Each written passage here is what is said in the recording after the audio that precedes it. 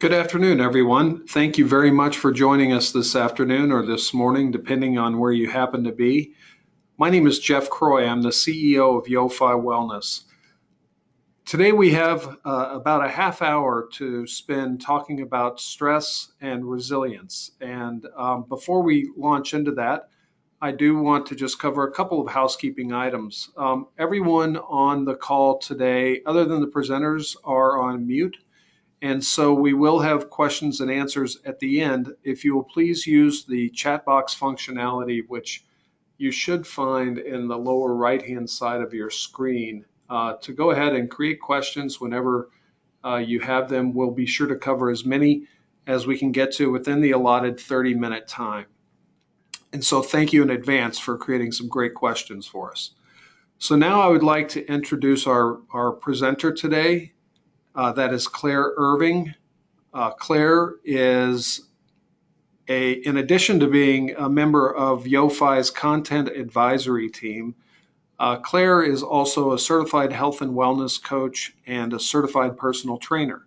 So for the last 5 years or so, Claire has dedicated her life to helping people live healthier and happier lives. And so today she's going to share some of her top tips for us.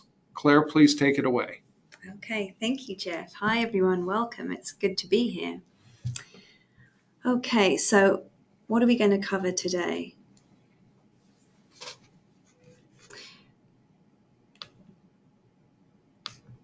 Well, we're going to talk about what is stress. We're going to talk a bit about how stress damages our health, some ways that we can relieve stress and build greater tolerance to it. And then I'll give you a quick overview of my 3-step program I use to relieve stress. And then, as Jeff said, we'll have some time for questions at the end. So have a think about those as we're going. Okay. A little bit about me before we launch too far into the presentation. I'm a health and wellness coach, as Jeff said. I have a background in psychology and in mental health counseling. I'm also a personal trainer, and you may be wondering what a health and wellness coach is. Well, I work with people to help them make lifestyle changes and change their behaviors so that they can improve their health, improve their well-being, and their fitness.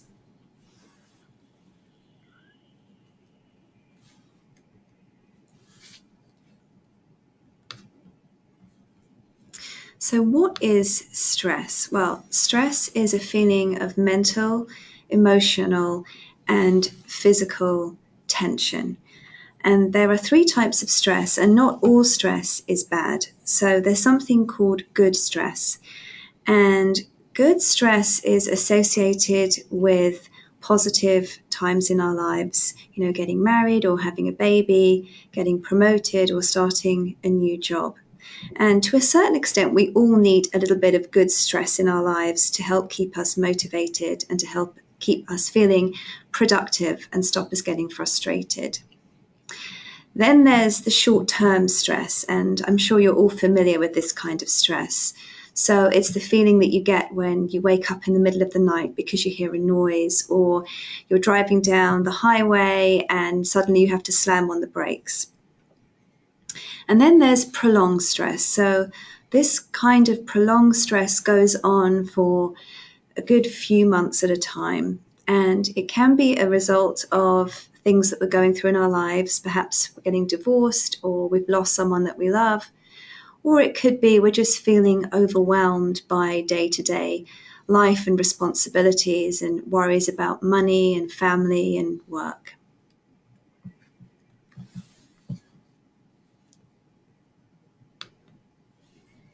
So the problem with stress is that if we experience stress for a long period of time, it makes us sick. And researchers are now discovering that there's a link between chronic diseases and stress. So diseases such as diabetes, Alzheimer's, heart disease, cancers, depression, and obesity. So what happens when we stress? Well, we experience fear, which is essentially what stress is.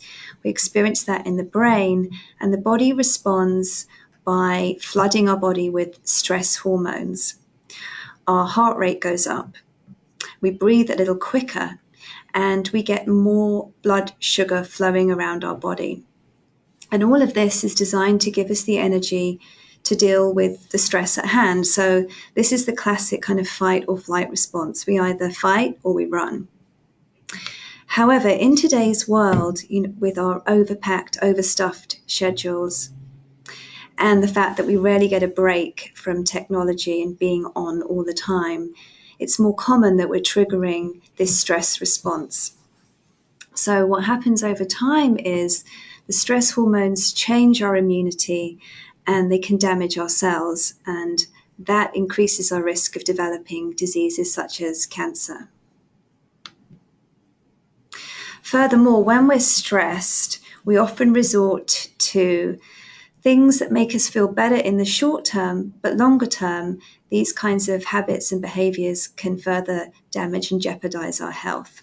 So I'm sure at least one of these may be familiar to you as one of your stress coping patterns. So we often turn to caffeine to help give us the energy to get through the day.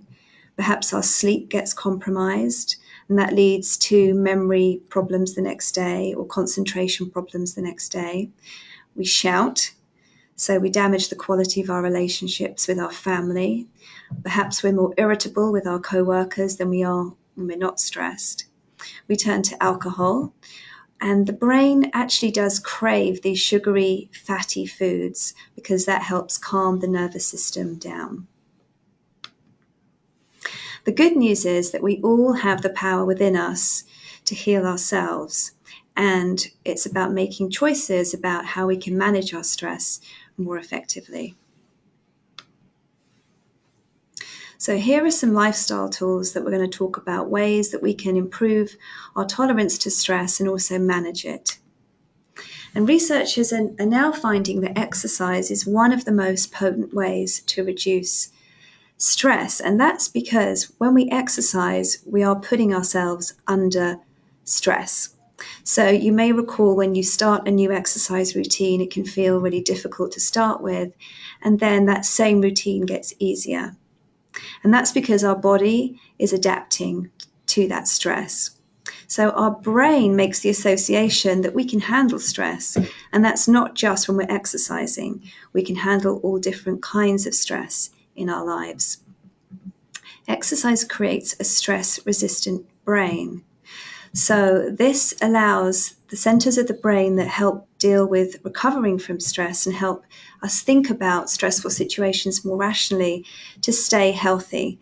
And it stops the part of the brain that is very sensitive to stress from getting too big and too dominant and making us even more sensitive to stress. The other great thing that exercise does is it keeps our cells healthy, and our cells can get damaged when we stress. And when cells get damaged, that can lead to chronic diseases such as cancer. So how often should you be exercising specifically to help deal with stress? Well, 150 minutes a week, which roughly translates to 5 30-minute sessions, is okay. Researchers have found that you don't need to exercise too hard. Moderation is key. So you should still be able to talk when you exercise. You can get the benefits in as little as 17 minutes if you haven't got 30 minutes to exercise. And the best type of exercise specifically for managing stress is aerobic exercise or cardiovascular exercise, such as biking, running, playing sports, or swimming. And make sure that you enjoy what you do. You're far more likely to turn to exercise as a way to deal with stress if you actually enjoy the process. So sometimes it's not always practical to exercise, and there are definitely other ways that you can use to manage stress and build resilience. And journaling is a really great way. And when we write something down, it helps us to be more objective, and it helps us to keep a note of what is stressing us and what our symptoms of stress are. Try not to overwhelm yourself. So try and approach every day with a specific goal, and try and avoid the temptation of taking on too much. So make the goal as specific as you can.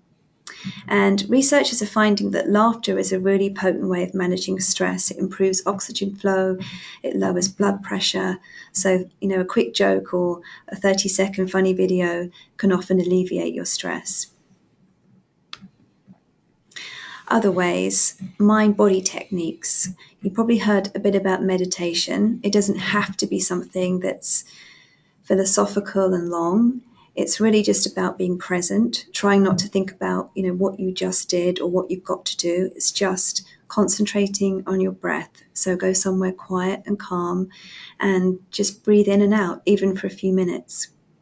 Being mindful is being more aware of your body and how you carry your stress. So being aware of where you carry it in your body and how you carry it. And you can use acupuncture or massage. Both are great ways to relieve muscle tension and feel much calmer. And don't forget everyday self-care. Quality sleep is really important to alleviate stress. And keep electronics out of the bedroom as much as you can, because that improves the actual quality of the sleep.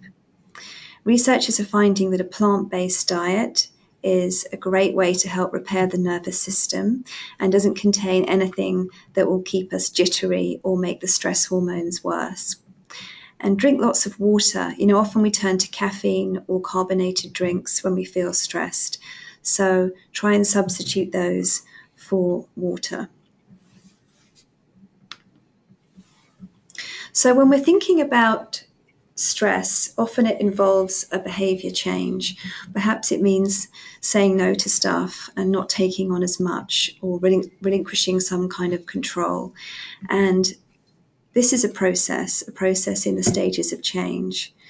And I would say just the most important thing is to set yourself goals, take action, and get the support that you need to make the changes a consistent part of your life. And it's very normal and natural to relapse and recycle. But if you have support, then you have some help when you do get in that mode. So this is my 3-step program to relieve stress and build resilience. And perhaps you'll go away and try some of these techniques as an active way of managing your stress. First of all, write down what stresses you and just take a step back and notice what some of your thoughts and feelings are around what stresses you. Then rate your stress levels. Give your stress levels a 1 out of 10 rating, and perhaps zero in on the thing that stresses you the most as the first thing that you want to fix. What are you currently doing to manage your stress, and how's it working? Are you doing anything? Are you using caffeine and alcohol, or are you using exercise or meditation? Set yourself weekly goals, particularly when it comes to changing any kind of lifestyle habit or behavior. And try and find someone who will keep you accountable. So get someone to check into on a weekly basis and report back and let them know how your goals are going. I would also say try different forms of physical activity. Not everyone wants to go to the gym to relieve stress, so find the thing that will really motivate you. And try and test out some of the mind-body practices we talked about earlier, breathing techniques or meditation. And Jeff has some great ones on the YoFi portal. And record what's working. So just keep a note of exercises or mind-body practices that are particularly effective for you.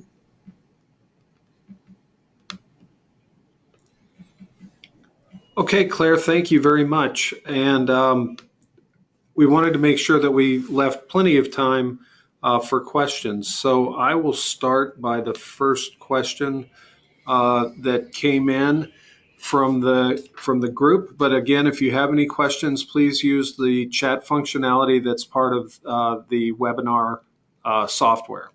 The first question is from a viewer that says, how can I recognize when I'm stressed?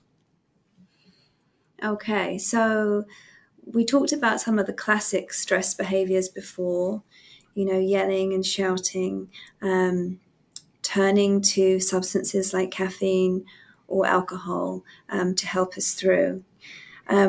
one of the kind of bodily symptoms of stress is this feeling of feeling wired and feeling like you can't relax or turn off.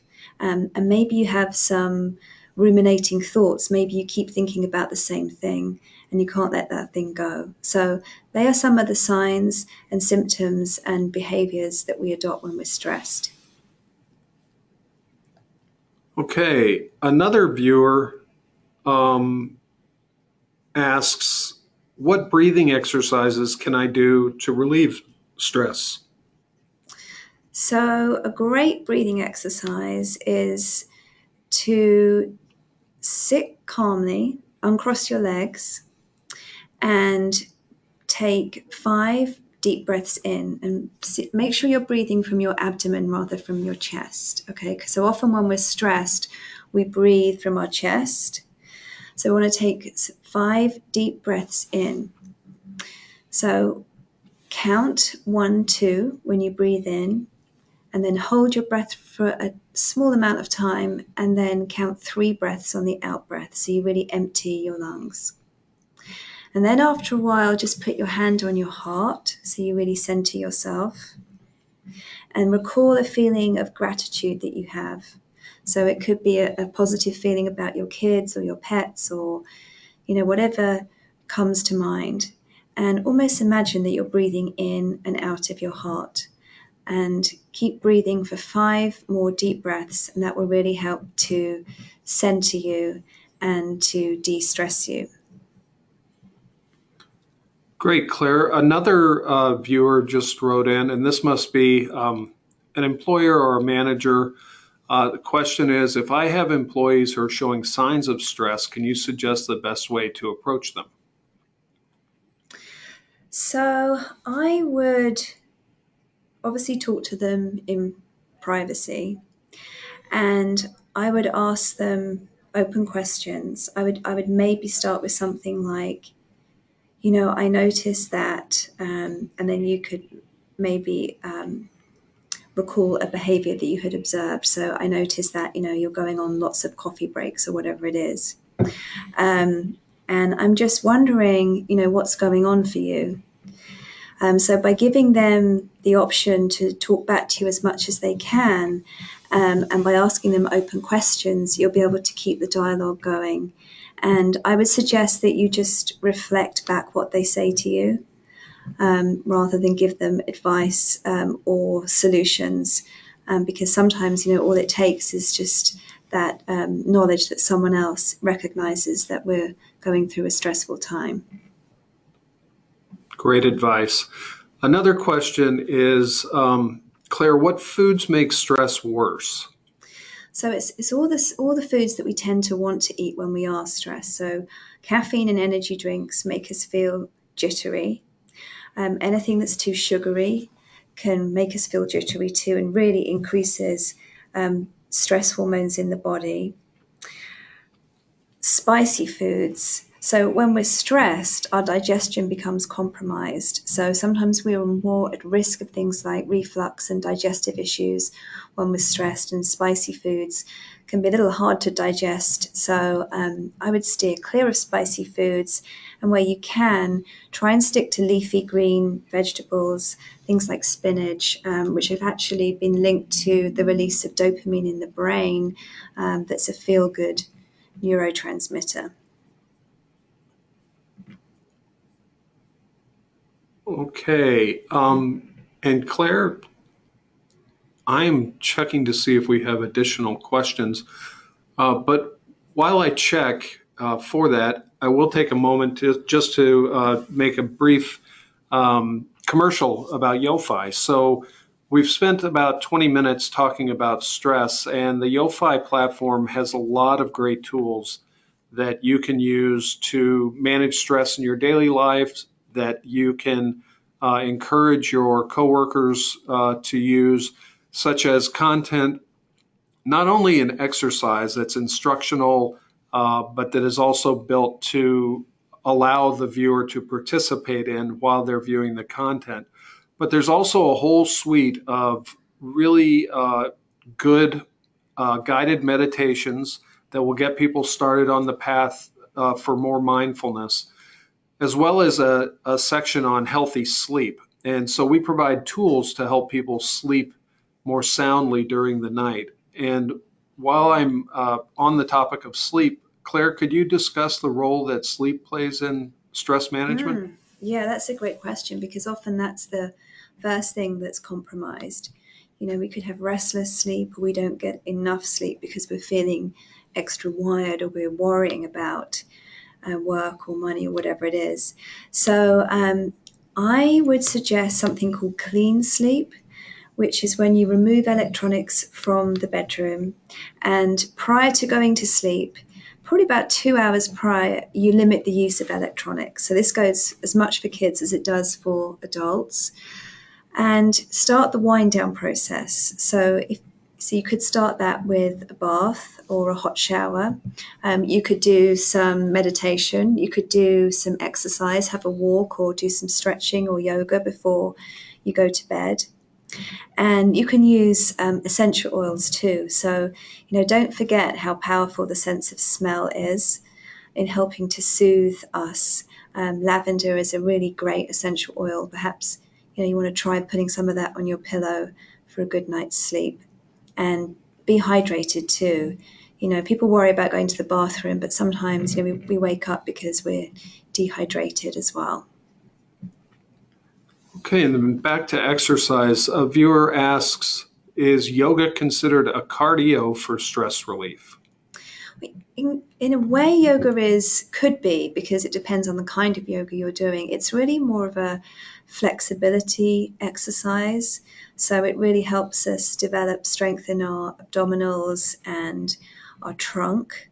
It's an awesome way of stretching, and it's a great way of relieving muscle tension. So you could definitely try some yoga. And then perhaps combine it with some more cardio-based exercise, a bike or a run or a walk.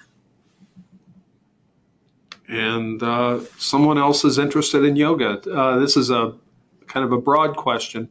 Is yoga a good stress reliever? Yeah, one of the great things about yoga is that it encourages deep breathing. So you kind of get the double whammy of exercise plus the deep breathing. So I would say absolutely. Research still points to the fact that cardio exercise is the best overall way to develop greater tolerance to stress, but definitely practice yoga.